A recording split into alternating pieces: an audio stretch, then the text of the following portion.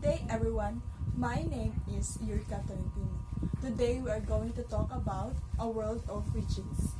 Government, associations, societies, and groups form regional organizations and or networks as a way of coping with the challenges of globalization. Globalization has made people aware of the world in general, but it has also made Filipinos more cognizant of specific areas such as Southeast Asia. Regionalism is often seen as political and economic phenomenon. The term actually encompasses a broader area. It can be examined in relation to identities, ethics, religion, ecological sustainability, and health. Regionalism is also processed and must be treated as an emergent socially constituted phenomenon. It means that regions are not natural or given. Rather, they are constructed and defined by policymakers, economic actors, and even social movements. This lesson will look at regions as political entities and examine what brings them together as they interlock with globalization. The other facet of regionalism will then be explored, especially those that pertain to be identities, ethics, religion, ecological sustainability, and health. The lesson will conclude by asking where all these regionalism are bringing us as a member of a nation and a citizen of the world. Countries, regions, and globalization. According to Edward B. Mansfield and Helen V. Milner, they state that economic and political definitions of regions vary, but there are certain basic features that everyone can agree on.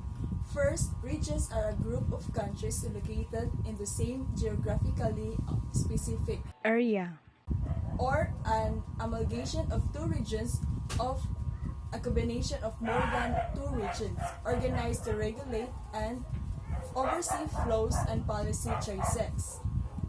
Second, the words regionalization and regionalism should not be interchanged, as the former refers to the regional concentration of economic flow, while the latter is political process characterized by economic policy, cooperation, and coordination among countries.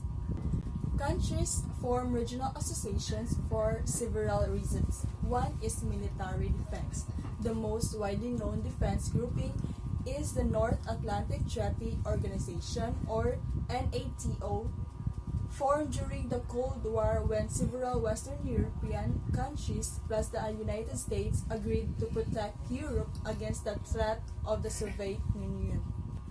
The Organization of the Petroleum Exporting Countries, or OPEC, was established in 1960 by Iran, Iraq, Kuwait, Saudi Arabia, and Venezuela to regulate the production and sale of oil.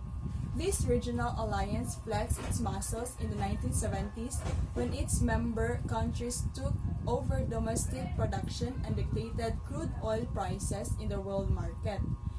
In a world highly dependent on oil, this integration became a source of immense power. OPEC's success convinced 9 other oil-producing countries to join it. Moreover, there are countries that form regional blocs to protect their independence from the pressures of superpower politics. The presidents of Egypt, Ghana, India, Indonesia, and Yugoslavia created the Non-Aligned Movement, or NAM, in 1961 to pursue world peace and international cooperation, human rights, national sovereignty, racial and national equality, non-intervention, and peaceful conflict resolution.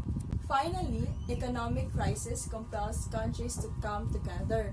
The Thai economy collapsed in 1996 after foreign currency speculators and troubled international banks demanded that the Thai government pay back its loan. A rapid withdrawal of foreign investments bankrupted the economy. This crisis began to spread to other Asian countries as their currencies were also devalued and foreign investments left in a hurry. The International Monetary Fund, or IMF, tried to reverse the crisis, but it was only after the ASEAN countries, along with China, Japan, and South Korea, agreed to establish an emergency fund to anticipate a crisis that the Asian economics stabilized.